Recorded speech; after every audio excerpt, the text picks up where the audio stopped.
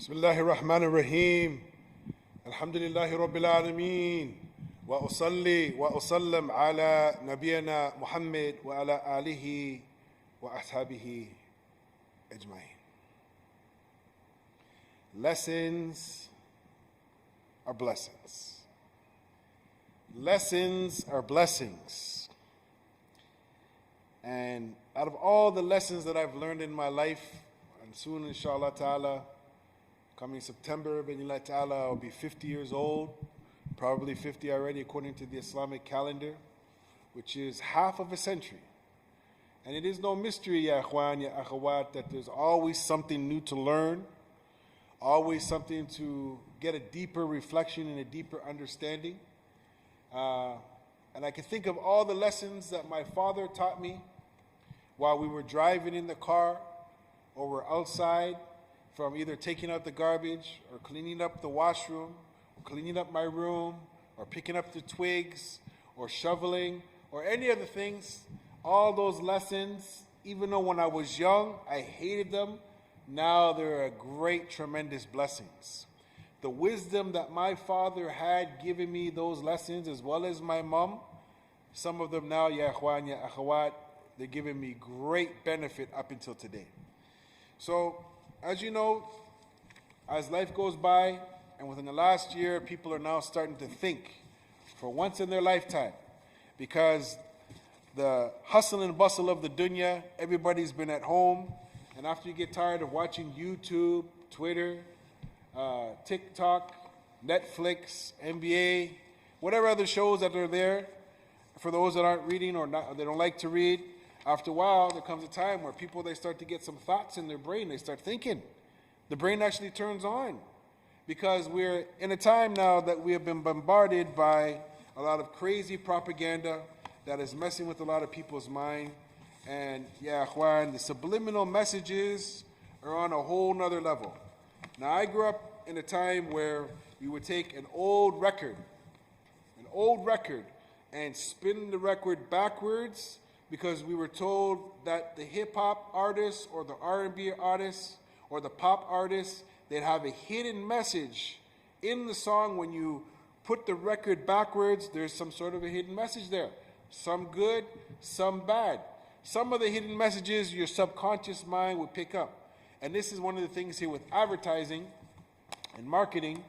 Sometimes some things go right in front of us, and unless somebody who's skilled enough or they know the industry, they point it out to you, it would go right past your head. You wouldn't even pick it up. So the lessons are the blessings, ya akhwan. And one of the lessons my father taught me, thank you, Jazakallah khair, Sheikh, he said that there's no fool like an old fool. And there's no old fool who is a fool who's worse than one who even didn't go to school. So, if you think about it for a minute, an old fool who's a fool and he never went to school, that means he's not developed. He doesn't have no skill sets. He has no culture. He has no upbringing. He has no mentoring. He has no tarbiyah. And we're living in a time right now that, and I was just talking to some brothers all day long, and the amount of things that I'm hearing, I've heard 4 divorce parties of sisters happy that they got their khula this month. 4 different people told me that this has been happening in this month. Okay? Then I'm hearing about the amount of Muslim kids that are in the jail. And ya akhwan, there has to be a topic that I come one day and I just talk about how ignorance will lead our community into incarceration, jail time. So the lessons and the blessings that my father taught me, he used to tell me, son, be careful who you hang out with. Be careful who you spend your time with. Be careful of the people that are whispering in your ear. And he used to say to me, you're hanging out with your friends in the street? Do they feed you? No, I feed you. Did they clothe you? No, I clothe you.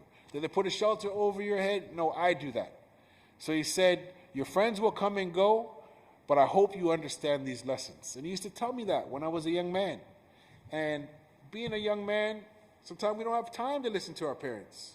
Sometimes we don't have time to hear what they got to say because they're old and they don't know nothing. They're not with the times, man. But guess what? Your parent will always be your parent. You can divorce all your friends. You can divorce all your bosses. You can divorce even your children. But your parents will always be your children. So the lessons are blessings, brothers and sisters. And inshallah ta'ala, there's a few points that I collected out of a couple of books. And I brought some other books here too. As you know, we're coming down to the wire. Coming in here. And there's just so many great lessons that I've learned this month. Trying to cram in as much Quran as I can. Trying to listen to lectures. Trying to talk to brothers. Trying to get advice and give advice.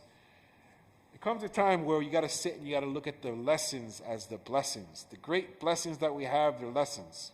So one of the sheikhs, he wrote down that lesson, it is a period of teaching and learning.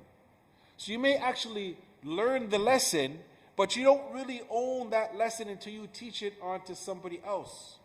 And as I'm sitting and I'm looking at it, I have a nephew, I have a son, I have a niece, I have daughters, I have cousins. And I try to talk to them. Some of them they take it, some of them they don't take it.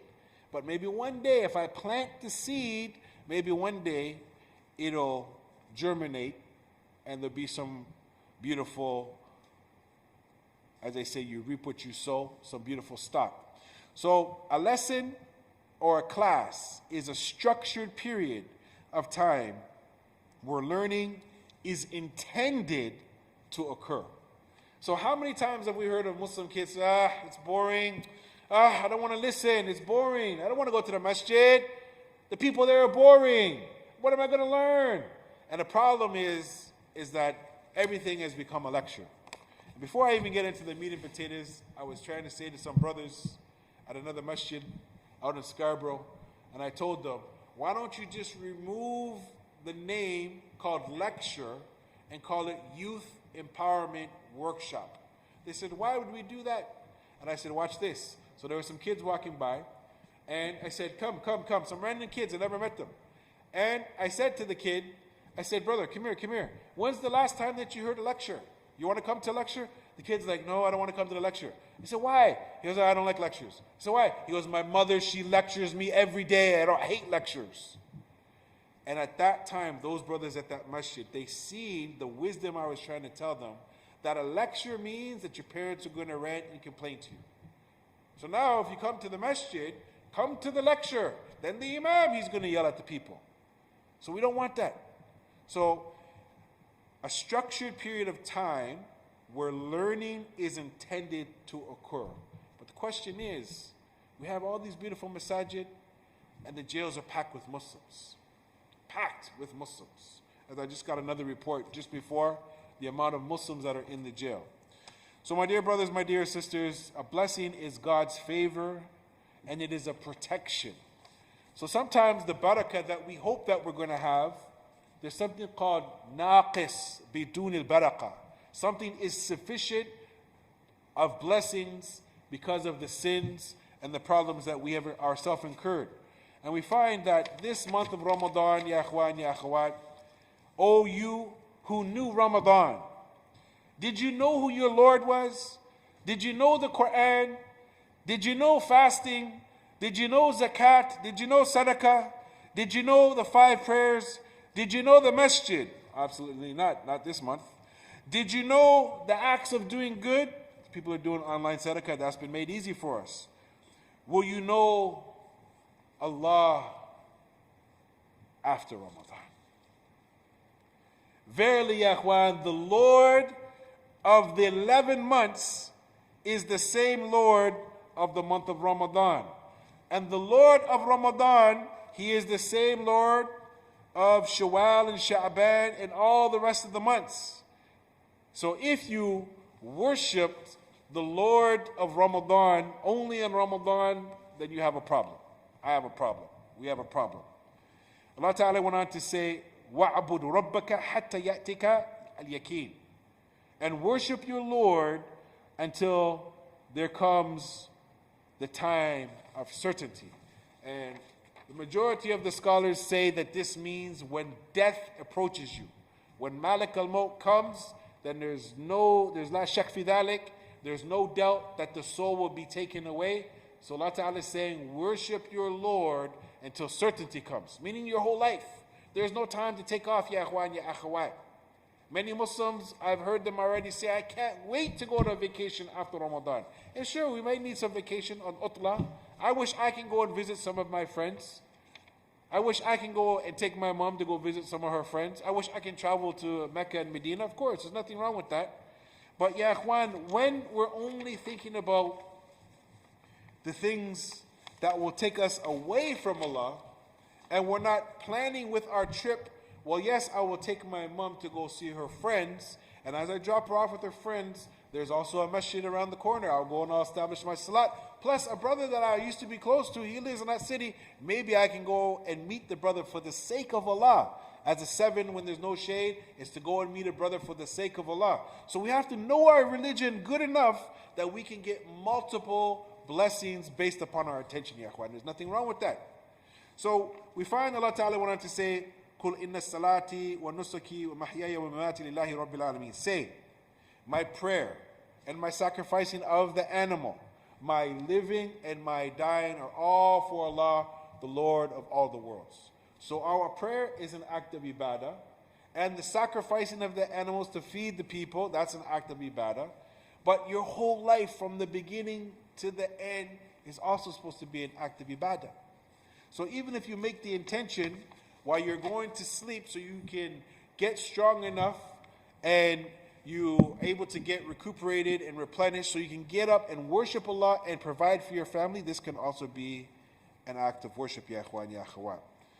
The Shaykh, he also made some other great points, and then he asked some questions, and he went on to say, question, is our will, our condition, will it be the same after Ramadan? Right now, the iman that we're feeling, the good feelings of reading the Quran, mashallah, some people they finished the whole Quran, some they finished a quarter of the Quran, some finished a half a Quran, some, mashallah, they learned one surah. Someone asked me the other day, brother, what surah are you on? I said, I'm still on Fatiha, I'm still trying to understand it. As many Muslims, they don't really understand Fatiha. The question comes, after Ramadan, the Shaykh said, will we be lazy after Ramadan? Some Muslims, they don't never fast the 6 days after Shawwal, or they don't fast other days. Will we be reckless and negligent after Ramadan? Will we jump back on the train of misguidance right after Ramadan? And I can remember, I grew up here in the West, I understand it. I don't agree with it, but I understand it. I can remember the Muslims when the new Batman movie came out, the Muslims packed up Batman more than the non-Muslims when the Batman came out. It came out 4 or 5 days before. It was packed with non-Muslims. As soon as the Eid finished, the Muslims were there. Okay, mashallah, you need a little bit of entertainment. You want to take the kids out the house. Okay. Are we jumping back on the road to misguidance? The next one is, will we fall back into the forbidden things? This is a question all of us, we need to ponder. These are some great insights of the Shaykh. The Shaykh goes on to say, did we seize the opportunities in this blessed season of obedience? In this blessed season of obedience. Did we ask for forgiveness? And alhamdulillah, I taught my family, Allahumma aghfirli, warhamni, wahdani, wa'afani, warzuqani. It's a beautiful, powerful dua. Also, the Shaykh goes on to say, or did we just waste our time? Are we winning? And then are we going to be sinning with our grinning? As some of the Muslims are saying, man, I can't wait to go back out there. I can't wait. I'm in shackles. So here's the thing. The devils have been shackled this month from the shayateen, even though we know that there's shayateen from the men and the ins that are out there. And now the Muslims are shackled from not doing haram in this month, and they can't wait to get their shackles to go and to start doing some haram. This is really a serious insight of the Shaykh. Did we really compete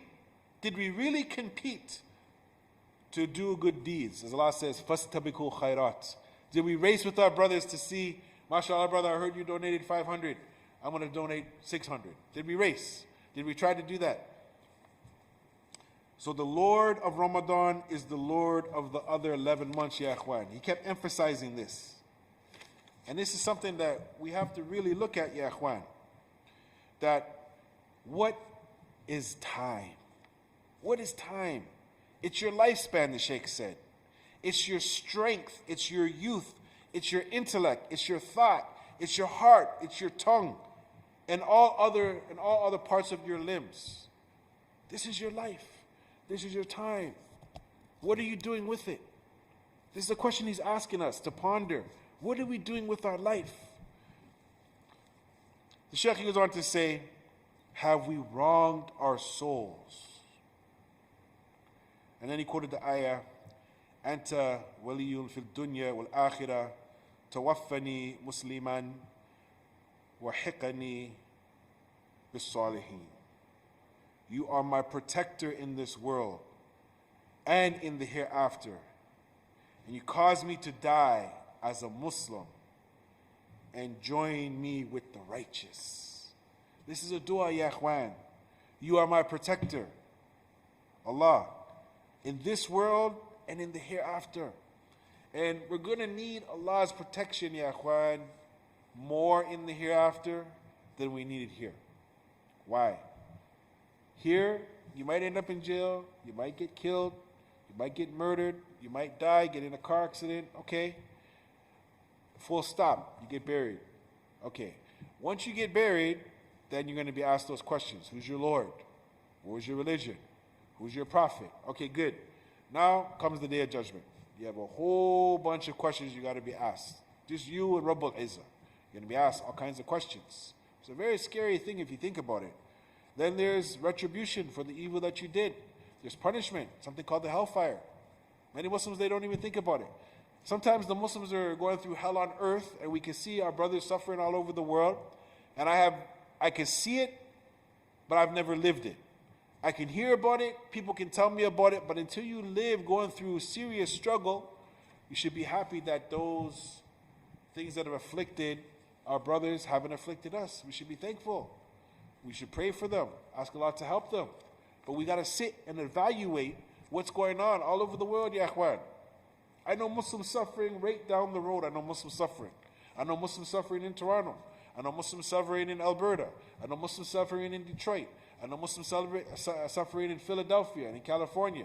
I'm connected. I have people all over the world that contact me. I know a brother, he's over in Indonesia right now. He's helping some orphans over there.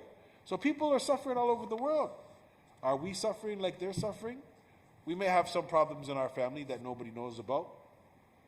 I was just discussing with the brother about one imam that he went to one of the jails, and one of the kids that was in the jail, he prays beside his uncle and his father every morning, and they've never said to anybody that their kid is in jail. But the brother knows the name of the family, and he knows the kid.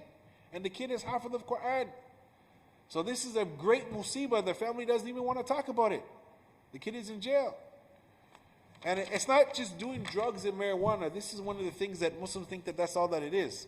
As we know now, marijuana is halal in the country of Canada. Not with Allah, but it's halal in this country now. And now the Muslims, that was the thing that everybody was the taboo, but now the next level, the next level, the next level of evil is upon the kids. So one of the brothers, he was saying, bro, this is horrible, that the Muslims are falling into this. And then I showed him a paper, the Muslims doing fentanyl and cocaine and heroin and all the kind of drugs, and he was shocked. And then he read the names. And then we told him half these kids are half of the Quran. He's like, this is horrible. I said, no, but it gets worse than this. He goes, how can it get worse than that? I said, I know of Muslim kids that are breaking and entering into people's houses, beating up people, robbing, stealing, taking their jewelry. He goes, oh, this is really bad. I said, no, it's worse than that. He said, how can it be worse than that? I said, well, I just got a call from an imam, and he told me that his nephew, he just left Islam. Ilhad. Muslim kids are leaving Islam. There's a lot of doubt. There's a lot of people teaching that used to be popular years ago, that people respected them. They're now teaching the children the wrong things about the religion. And because at one time they had a big popular, people used to listen to them, we have to be careful who we're taking our religion from and what sources that they're taking. And do the other scholars or people of knowledge say what they're saying? And this is one of the things, at a young age, as a young Muslim, some of my teachers, some of them are still living, and some of them passed away. I can remember the first Arabic sentence that I ever learned One of my sheikhs, some brothers were saying something that was wrong. The sheikh looked at them and he said, Min aina laka hadha, brother? Min aina laka hadha? Where do you get this from? Do you have dalil? Do you have evidence? Do you have proofs? And who of the scholars say what you're saying? Min aina laka hadha? Where do you get this from? And this is a time right now, it's really critical that we have to be really, really careful, because people are buying and selling their religion left, right, and center. There's a very famous story, it's known in England, where some Muslim women from a Muslim country, they left their Muslim country and they came to England, and they were working in a grocery store, and they were really upset, and one of the women, she was like, and the Muslim girl that was in the niqab, she said to her, what's the problem? She said, I left my country to get away from Islam and the Muslims. And the sister, she picked up her niqab like this, blue-eyed and blonde hair, recent convert. She said, well, that's good. You left your religion, you sold your religion, we bought it. وَإِن تَتَوَلَّوْا يَسْتَبْدِلْ قَوْمٍ غَيْرَكُمْ ثُمَّ لَا يَكُونُوا أَمْثَالَكُمْ. If you turn your back on the religion of Allah, that's okay.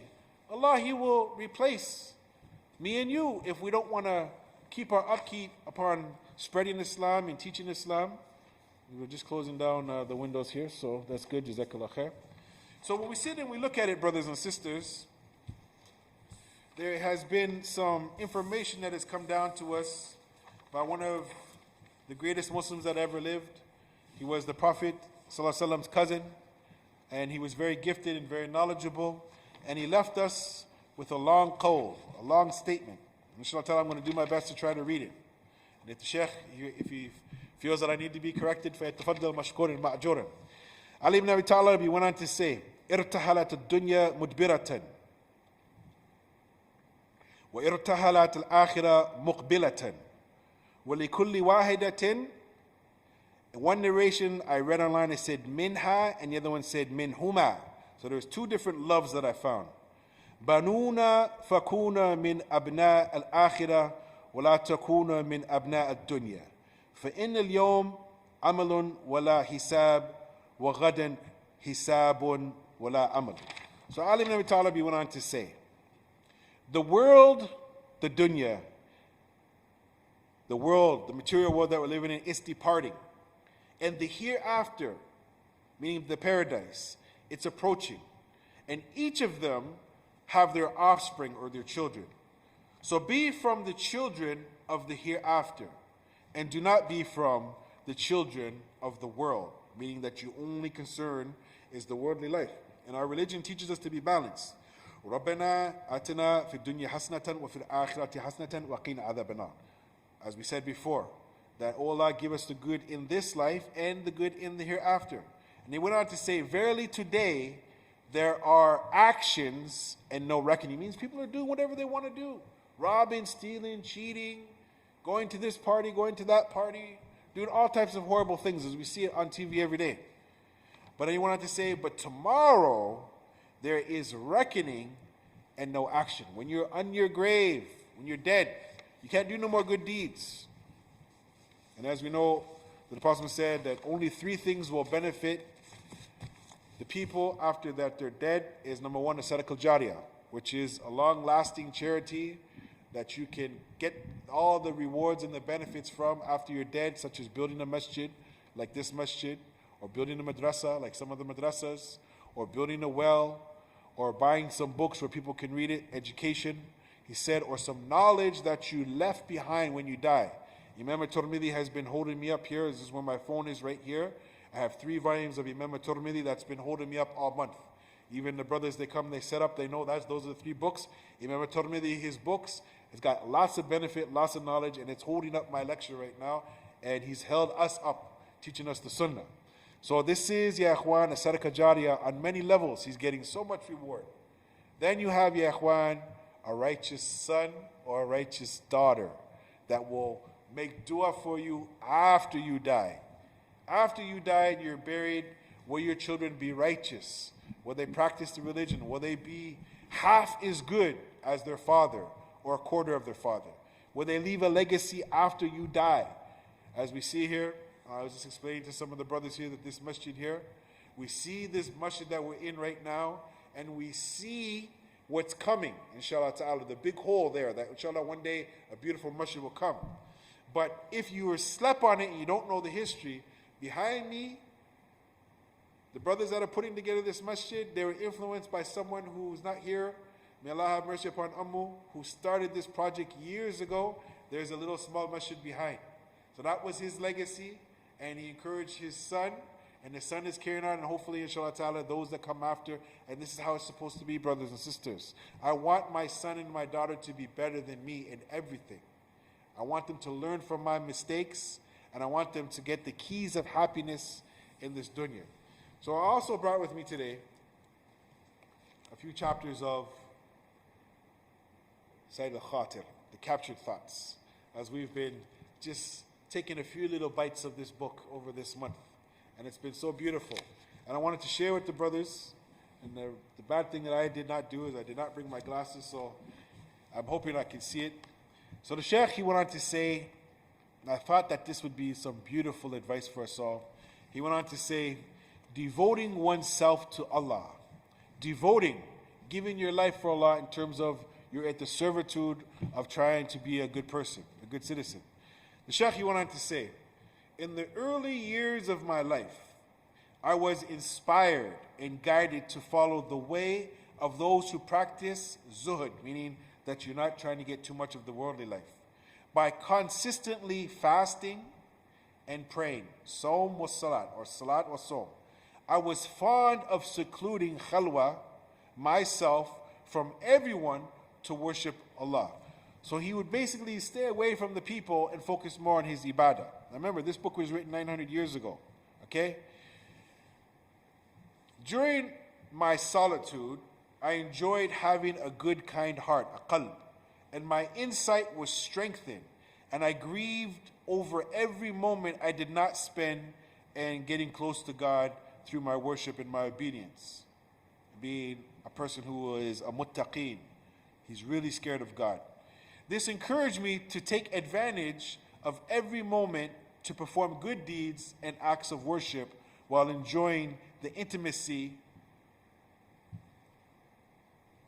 with my Lord in seclusion, khalwa, and my Lord and the sweetness, the halawa I have tasted while invoking Him in privacy. That he got to such a level of tranquility and seclusion that he tasted the love of being a pure worshiper of Allah, God the Almighty. That this is the thing that really made his heart go. This is the thing that gave him life. It refreshed him, it cleansed him. You know, him being able to worship God and being devout. So he went on to say, then persons in a position of authority liked my preaching. So somebody from the government, they liked his words, my preaching, and so they drew me close to them. They said, come over here, come close to us, man. Let's be friends. Come work for us. Come give a lecture. This changed my nature, and so I lost the taste of such a sweetness. So at one time, he reached the level of asceticism, zuhud, that he was so close, but then later on, he was given some reminders, trying to advise the people about the day of judgment and getting close to Allah and death. And some people, they liked his words. They said, come close, let's be together, let's work together. So then he was saying that once he did that, the taste of him just being a worshiper, it kind of diminished. So he went on to say, another such person of authority wanted to draw me close to him, but I abstained from consorting with him, and I refused to eat from his food. That means he doesn't want to be wined and dined. He doesn't want to be bought off. You know, and as they say, there's no free lunch. You know, people will come to you and say, hey man, let me buy you lunch. Why? You want to pick my brain? You want some information? So even back then, there's no free lunches. So food, because of the doubtfulness of what he offered. So this was the thing. Let me fatten you up for the slaughter, as they say in our language. Let me try to wine you and dine you, and then I'm going to come over here and I'm going to give you an offer. So this is what he's saying back 900 years ago. That's what I'm saying. Like when I'm rocking with the Sheikh is timely. You can take his life and put it right to our life. Nothing's changed, ya ikhwan. Just the game is more fierce now. So the Shaykh, he went on to say, therefore, or thereafter, I became inclined towards interpreting the situations I experience and the things that happen to me in a convenient manner. To gain some ease, I began to indulge in enjoying what is lawful. So, he started to enjoy what is lawful. You get accustomed to the good life. And today our scent is Oud Musk by Narcisco Rodriguez. So you get accustomed to the good life, which is permissible. It's not haram. But now, if I get too attached to this, and someone gives me an oil that doesn't taste good, I'm going to be like, I don't want that oil. You see, so this is the thing the Sheikh is saying, is that I began to indulge in enjoying what was lawful. Not haram, but what's permissible. This made me lose my tranquility and my sakina in my insightfulness, my istinara, that's insightfulness. Therefore, consorting people brought forth darkness, dhulma, into my heart until the light, the nur I found in my heart had completely vanished. So, at one time he was an ascetic, he was an abd, he was a worshipper, he was a person trying to get close to Allah. Then he started doing too much mixing, hanging with the people. And then it had an effect upon him. And if we look at the example in the life of the Nabi sallallahu alayhi wasallam, the Prophet sallallahu disliked heavily the culture and Mecca and all the stuff that was going on in Mecca, the idol worship and the lewdness and all types of stuff, that he used to take himself up on the mountain and seclude himself away so he could think and he could reflect and he could meditate about the situation. It's such a heavy thing. So we see, ya ikhwan, that there's people that are on this level that they're thinking, man, I'm moving in too many circles, man. I need to, I don't feel right. I don't feel right. And I get like that sometimes too, where, you may see me, I'm a very social butterfly, but then there'll be a time where I just go missing for a while. You need what they call hiatus and sabbatical. You need to do that from time to time. The Shaykh goes on to say, therefore, consorting people brought forth darkness, dhum, into my heart, until the light, the nur I found in my heart had completely vanished. Since then, I could not conceal the yearning I had to return to what I had lost during the sermons I delivered, which were effectual enough to change the people who attended my sittings. So he had an effect upon the people, mashallah. This made people repent and rectify their affairs. So mashallah, the Sheikh's talking about the fruits of his dawah. All the while pitying for losing what I had lost myself. So by him mixing with the people benefited, but he lost his benefit. So this shows you here, ya ikhwan, there comes a time when you lend the helping hand. There comes a time when you go the extra yard to help your brother and your sister, but then there has to come a time where you're like, hey, miss, hey, listen, man, I'm going through some stuff right now too. I got some debt right now too. I got some health problems right too. Let me take care of myself first, as Allah says, ku anfusikum, and then He says your family wa ahlikum nara. So I got to save myself first, then my family. And some scholars, they have some difference of opinion, meaning it's from the qurba, the closest to you, or the whole ummah, ya ikhwan. We're all supposed to be brothers and sisters. There's some discussion on that. But the first thing, I got to save myself. Just like when you're in the airplane and they say that if the plane gets some turbulence or something wrong, they tell you put on your mask first with the air, get yourself straight first before you help your neighbor. So I got to save myself first, ya ikhwan. The Shaykh has to save himself first. So this is something for us to reflect upon. So the Shaykh, he went on to say, the whining of my distress troubled my heart. It increased, and I failed to treat myself or recover from such a condition. He failed to recover from that. Hence, I sought my comfort in visiting the graves. This is a lesson right here. Many of the great scholars, some of the best lectures, if you read, that they ever gave in front of 10,000, 20,000, 100,000 people, is when they reminded the people about kullu nafsin da'ikatul maut. They gave lectures about death. The Shaykh is saying that what remedied his situation was when he went to go visit the grave. Going to the graveyard. It's one of the last sunnahs of the Prophet sallallahu alaihi wasallam. to go to the grave and look at the condition and see all the tombstones. And I've been to many graveyards here in Canada. I've been to many graveyards here in the United States of America. But there's nothing that I've seen. Two different things. It blew my mind away. I was in England, and a brother, he took me to a graveyard there. He took me up, and we looked down, and I seen graveyards going as far as the eye could see. And some of those graves are more than 1,000 years old, with old tombstones. That's one thing. When I seen it over this big wall, so this is the city here where the people live, and then on the other side of the wall is where all the dead are buried. That's number one. Number two is when I was in Egypt, I went to Medinatul Maut. I went to the old city, and this blew my mind. This is 20 years ago.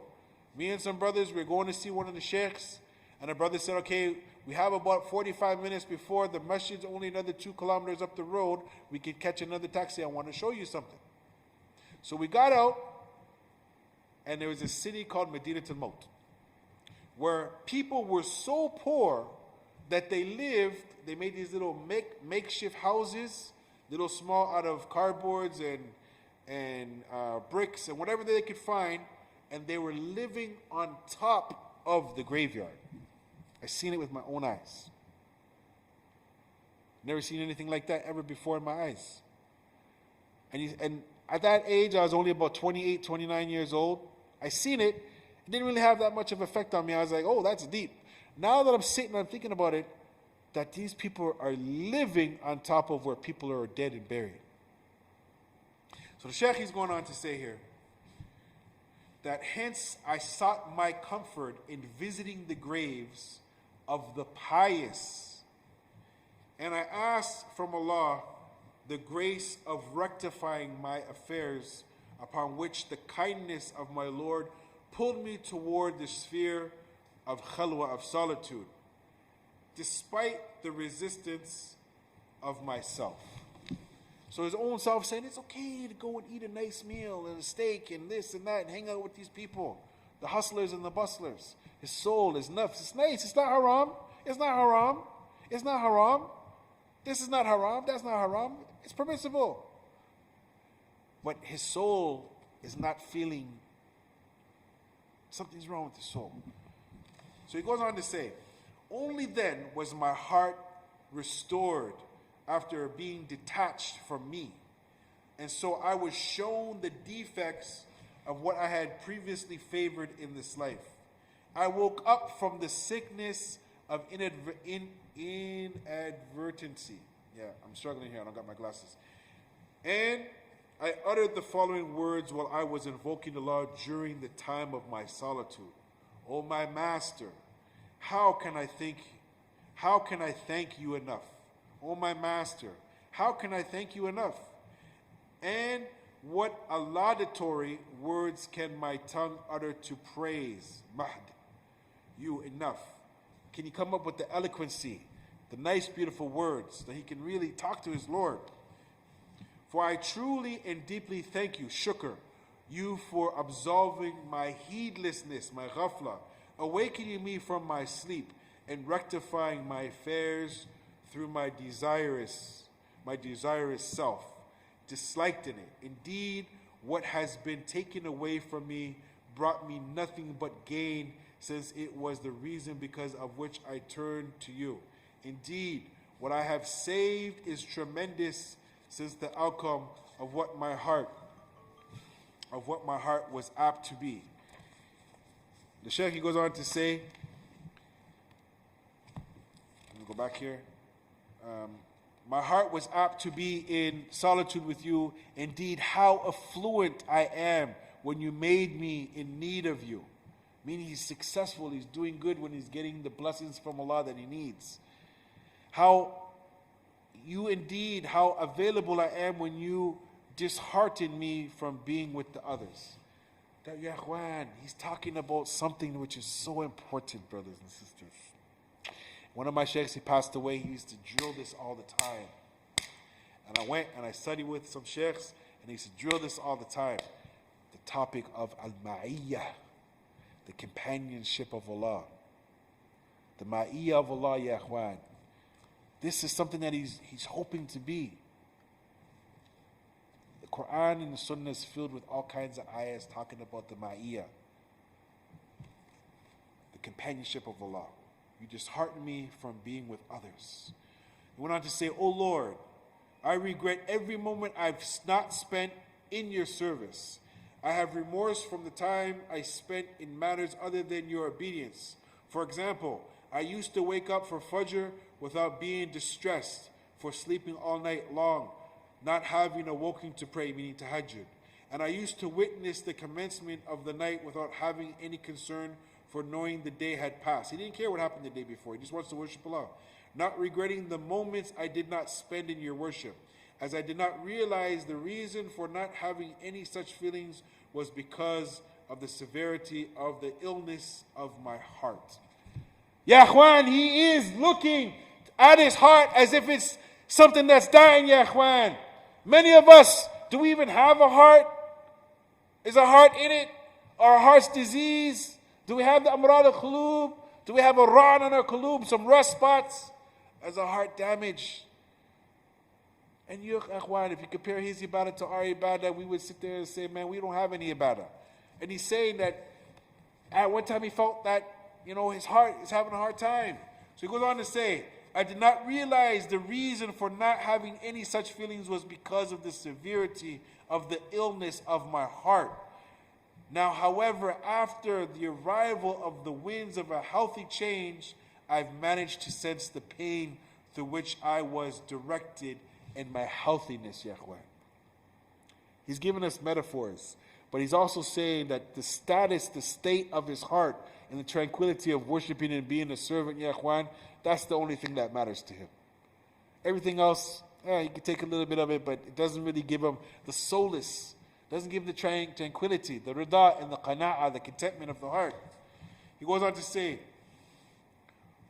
O you whose grace is tremendous, I beseech you to maintain and perfect my safety and my healthiness. That he has the strength and the vigor to worship Allah.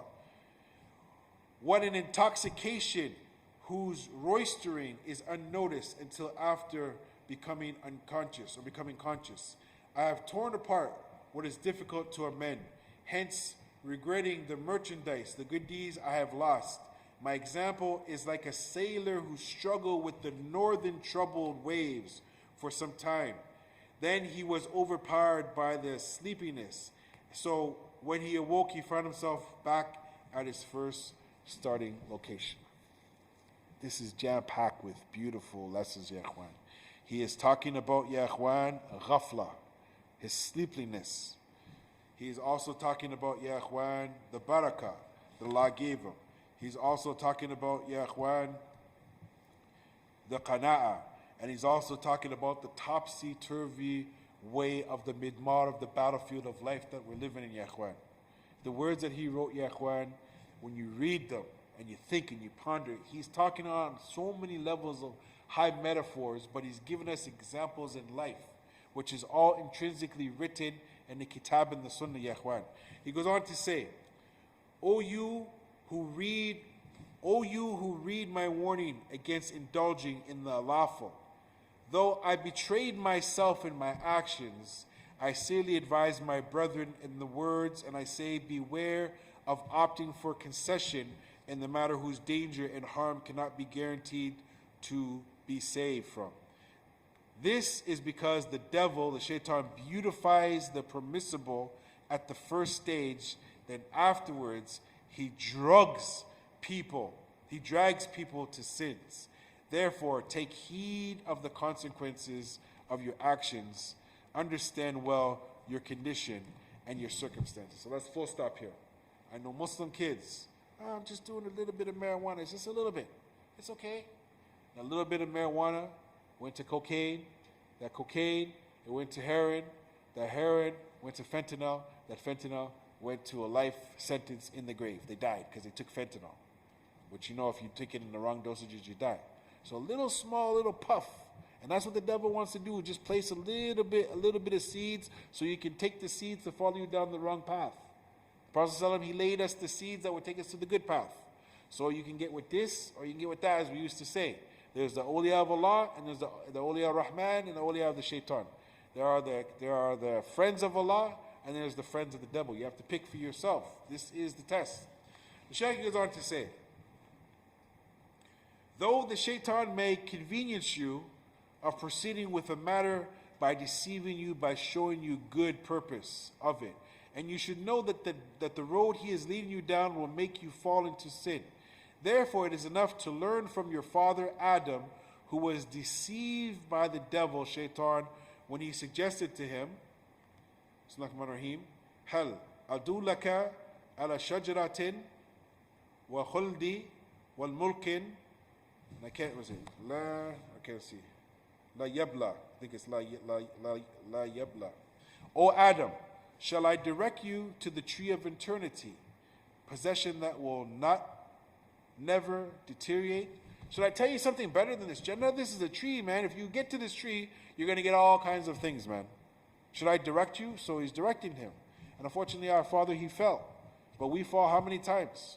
And Allah gave him some words, and he repented after being sent, leaving the Jannah, coming down here to the earth, Ya Akhwan. So know, Ya Akhwan, that there's someone out there trying to deceive us. It could be even your friends. It could be yourself. It could be anyone, Ya Akhwan. The Shaykh goes on to say, Adam then noticed nothing but the promised achievement, which was immortality. Immortality, that's what he was being promised. If you go to this tree, you'll live forever. If you eat from that fruit, you'll live forever. But he took the wrong way. This is indeed one of the most deceptive traps of the devil, the Shaytan, la'natullah alayhi, through which he tricks the scholars. He entices them to hope for good consequences while they end up hastening the harm of risky matters. For instance, the Shaytan may whisper to a scholar, you should visit the oppressor so that you may intercede for the oppressed. The Shaykh goes on to say, the scholar thus rushes to observe and investigate the wrongdoing of the oppressed, and through such exposure, his religious commitment is shaken. That means his deen gets sold out. Worse still, he may fall into an act of disobedience, kufr, by which he becomes more of an oppressor than the oppressor himself. Therefore, whoever does not trust his religious commitments and is not confident of his piety and his firmness should beware of the trappings. They call it booby trap, or they call it sugar trap or honey trap, because they are concealed and unnoticed, and other types of traps, ya ikhwan. The Shaykh goes on to say that the safest yard for the concern for his religion is solitude, particularly in times when goodness is dead or diminished and wrongdoing is alive. Let me stop here for a second. Since the time I was young, I had a lot of books that I read, and there was always this concept, and I understand it, and you understand it more than it was in those books that I read 20 years ago. The concept of luzumul buyut, luzumul buyut, luzumul buyut, luzumul buyut, luzumul buyut. This is what the scholars, they kept writing. And we look at what does the scholars mean? Stay in your home, stay in your home, stay in your home, stay in your home. When the fitna hits, stay in your home. Some of them even said, just like when you put your carpet down, your carpet's going to be there for a long time, remain in your houses. Now we kind of have an inkling with this COVID what it means to stay in your home. That there's a fitna. And in other countries, they're going through war and all kinds of things. Typhoons, hurricanes, tsunamis. Luzum and buyut, safety is in staying at home. So, we see, ya akhwan, the Shaykh goes on to say, indeed, how affluent am I when you made me in need of you. Indeed, how fallible I am when you dishearten me from being with others. So he found more happiness in being in seclusion, worshiping Allah, than hanging out with the people. This is a very high level of taqwa, ya akhwan. The Shaykh goes on to say, okay, hold on. I skipped a page here. He goes on to say, I went back to the last page. He goes on to say, Adam then noticed nothing but the promised achievement, which was immortality. But he took the wrong way. This is indeed one of the most deceitful traps of the Shaytan. I read that already. Next page. So the Shaykh goes on to say, people of knowledge have no influence over those in authority, or very little. In the case of the latter, if a scholar interacts with them, he will expose himself to unlawful and also be incapable of pulling them out of their sins. Unless Allah has really blessed that person. Needless to mention, the Shaykh says, when a person contemplates the condition of the scholars who assume positions under the authority, will notice how they are completely detached from benefit of knowledge, thus becoming just like the police officers. Therefore, solitude and avoiding all invalidate the corrupt interpretations and the assumptions about socializing and the other way to save oneself. That being the case, should I benefit myself alone in indeed way much better than benefiting others while blame or harming myself. Beware, the Shaykh says, beware of the deceptive interpretations, corrupted issues, verdicts, fatwa. Endure what solitude necessitates, because when you are alone in the company of your Lord, He will open for you the grace of His knowledge. Hence all the difficulties will be eased. All bitterness will be enjoyable. All hardship will be relieved, and all goals will be achieved. Indeed, Allah directs people to success by His grace, as there is no power or will except with Allah. So a side point here. There's many books written about Luzum al-Buyut. There's many books written about Khumul, which is remaining aloof, not mixing, not interacting. And there's a time and there's a place for it. And the Shaykh is saying that, he got a chance to give some lectures and it benefited some people. And because it benefited some people, people said, okay, he's got the gift of gab. Come and talk, come and hang out with us, come and eat a steak, come spend some time, come and eat some shrimp, come let's wine and dine, come and hang out. There's a cost to this, brothers. There's a cost to this. So I remember one time, and this is not to make fun of anybody, one brother, he came to me and he said, Akhi, brother so-and-so, and I didn't live in that city, he said, brother so-and-so, he's trying to get this and such a government position. I said, oh, okay, well, mashallah. He goes, don't you want to vote? I said, well, first of all, I don't live in this area, so I can't vote for him.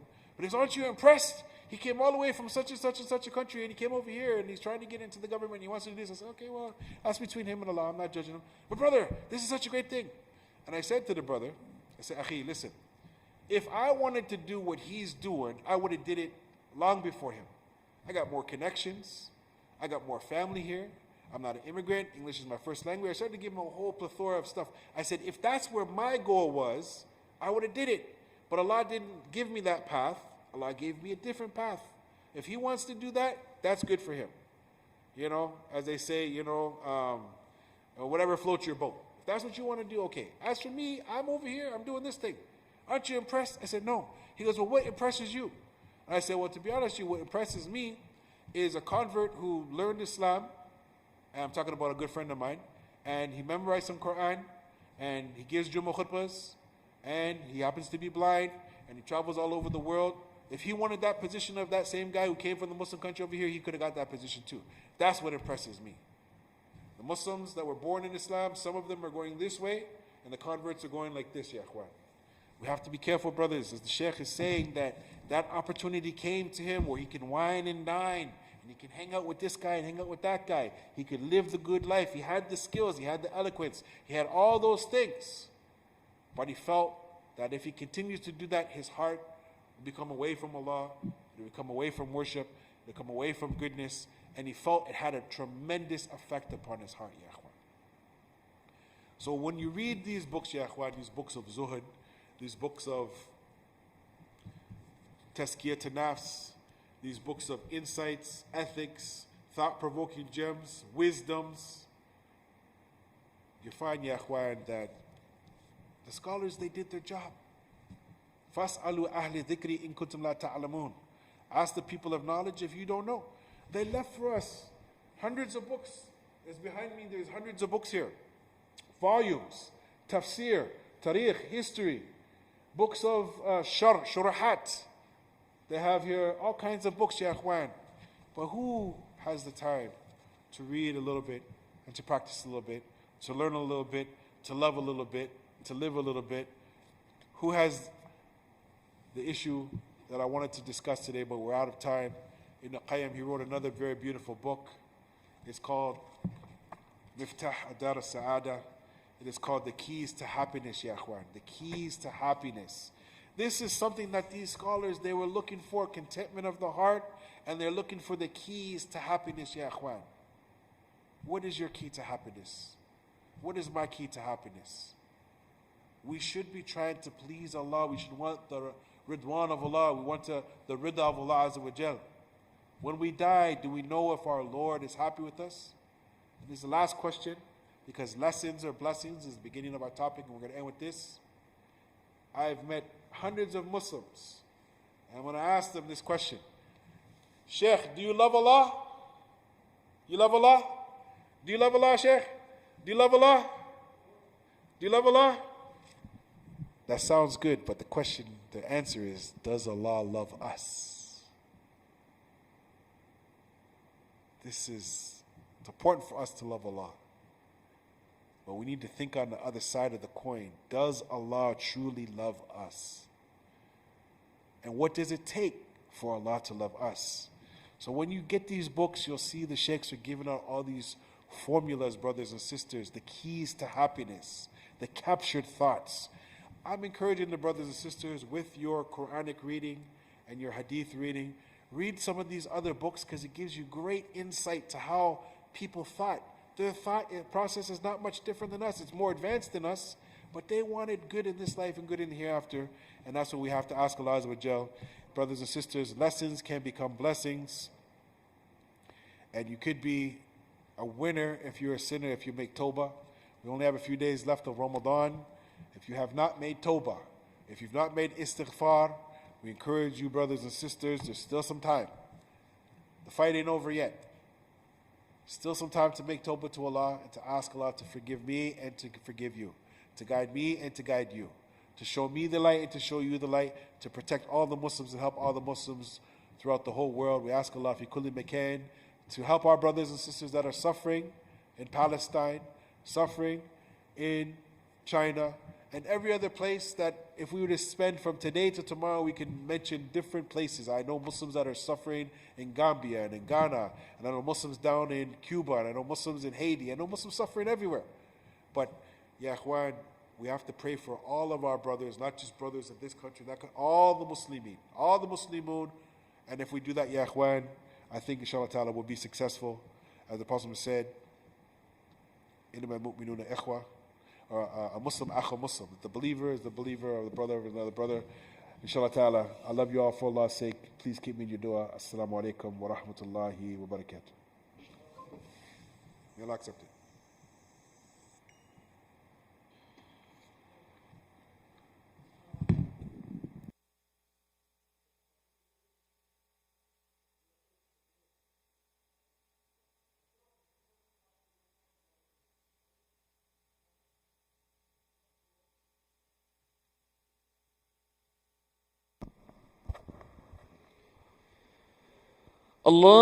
الله أكبر الله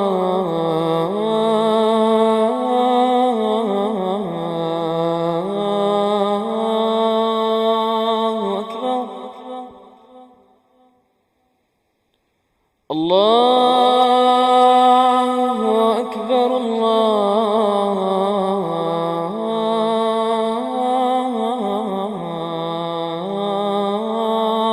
أكبر أشهد أن لا إله إلا الله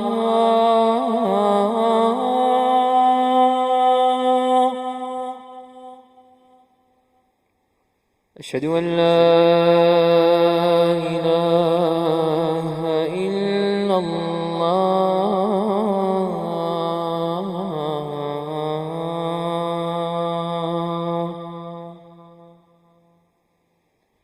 أشهد أن محمدًا رسول الله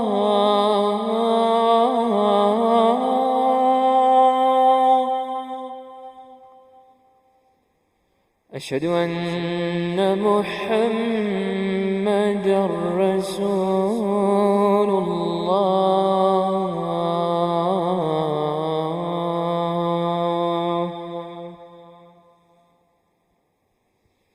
حي على الصلاة،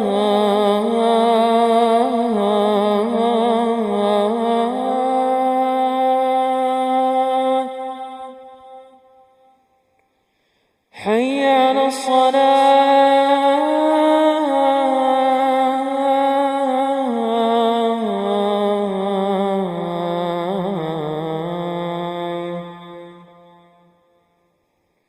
حي على الفلاح،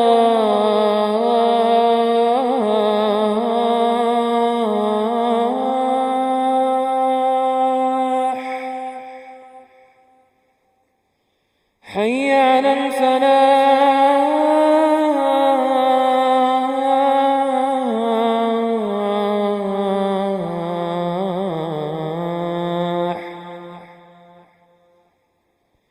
الله أكبر،